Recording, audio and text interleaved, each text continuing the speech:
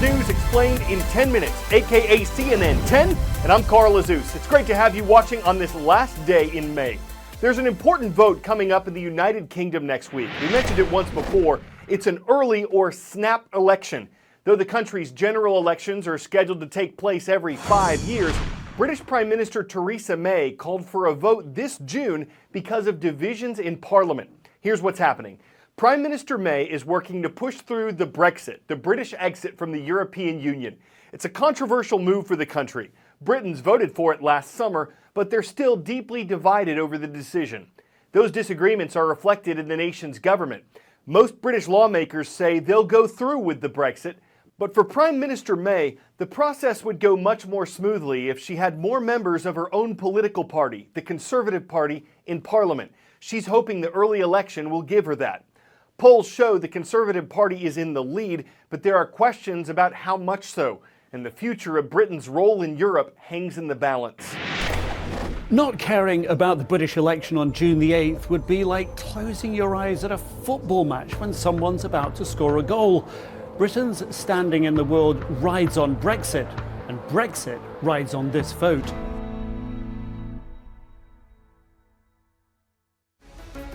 We need a general election, and we need one now. Prime Minister Theresa May's gamble is she will significantly increase her Conservative majority and strengthen her hand at Brexit talks.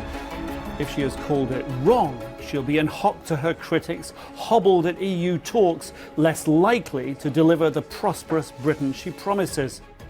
Under such a scenario, Britain's force for good around the world would be under threat, less aid, less influence. However, the world should be reassured whatever the outcome, there is no overnight shift to an obsolete UK, but a gradual decline in an evolving global order. If May's calculus is correct, she will only have to battle in Brussels and not Westminster. One fight, not two. Overseas investors can breathe easier. International businesses look to new and better horizons from British bases. But if you blink and the ball misses the back of the net, that this election, like so many recently, confounds the pundits, and the ball goes off in any one of a number of myriad directions, good or bad, then you'll have taken your eye off the most critical gameplay upon which the future of one of the world's greats depends. Illinois, Indiana, Kentucky, Michigan, Ohio, and Tennessee. These are 6 U.S. states that are teaming up to address an epidemic of addiction to prescription drugs.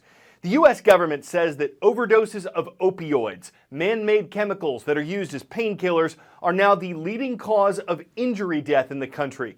It says abuse of these drugs is taking place in every American community, and the states we mentioned are trying to stop the problem by sharing information on prescriptions, tracking overdoses, allowing counselors to practice in different places, discuss what's working and what's not, and try to help the children who are being left behind by parents who are addicted. Go to bed, baby girl. Night. Good night, Nanny. Welcome to the zoo. It's impossible to be quiet in the zoo. Meet the Flynn family. Grandma Sandra is 64 years old. Give me a big hug. Turn around and give me a hug. Her husband, Michael, who everyone calls Poppy, is 73. You are now raising 5-year-old twins. Yes, ma'am. And Okay. the And- other 3. They are raising 5 grandkids in a cramped, colorful Kentucky home that's equal parts chaos and love. Willa, now 16, is the oldest. When was the last time you saw your mom, Willa? 5 years ago when I was 10. She kind of disappeared. No one knew where she was. The she Sandy is referring to is her own daughter, whose youngest children were all born addicted to drugs. The state came in and said she could not care for them anymore. And they called and asked us if we would take all 5, and said, of course. An estimated 3 million kids in America are being raised by someone other than their mom and dad. The opioid and heroin epidemic has hit Kentucky especially hard. More than 68,000 children there are now being taken care of by grandparents, relatives, or foster parents. They've been abandoned. They've been forgotten in a lot of ways in preference for the drugs. When you look at the generation of kids that's being raised, how do you think it's going to turn out? It has to impact them. There's always going to be a want, a need that something they didn't get from Mom. Do you feel on some levels that you've been abandoned in some way by your mom? I know she cared about me. She used to be a really sweet person, but now I don't know. I learned to accept it where I am right now. Not far away in another part of Lexington, Kentucky, grandmother Kathy Allen drops by the high school to pick up grandkids Kayla and Madison. Did y'all have a nice day at school? Now 14 and 16, the sisters were small when they were initially placed in foster care. How does your childhood compare? How would you describe it? It was terrible. It was terrible. Yeah, when you think about childhood, you think about like happy things, but there wasn't really any. According to Generations United, nearly 40% of grandparents caring for grandchildren are over age 60. 1 in 5 lives below the poverty line. Foster parents can earn as much as $600 to $1,200 per month per child, whereas grandparents aren't even receiving the first food stamp. Kayla and Madison are in touch with their father, who's currently in prison. They say they have little to no contact with their mom. Her choice, not theirs, they say. Like, I've forgiven my mom so many times, but like she just keeps going back, and it's hard to forgive every single time. A generation of children who feel abandoned by parents who they believe chose drugs over them. Deborah Thayrick, CNN, Lexington, Kentucky. 10-second trivia.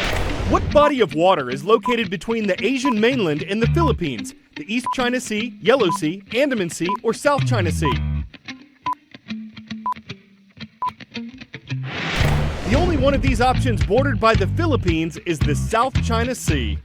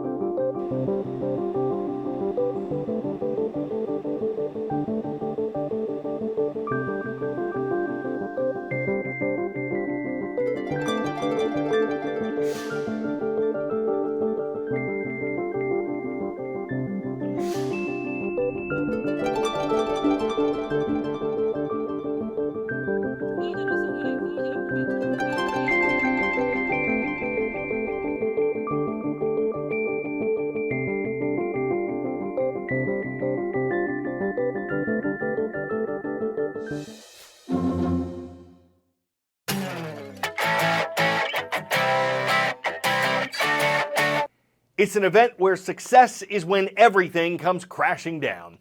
This is a circle field or circle bomb of dominoes. They have to fall from the middle of the circle toward the outside edge. And because they did, all 76,017 dominoes you see here, they set a new Guinness World Record.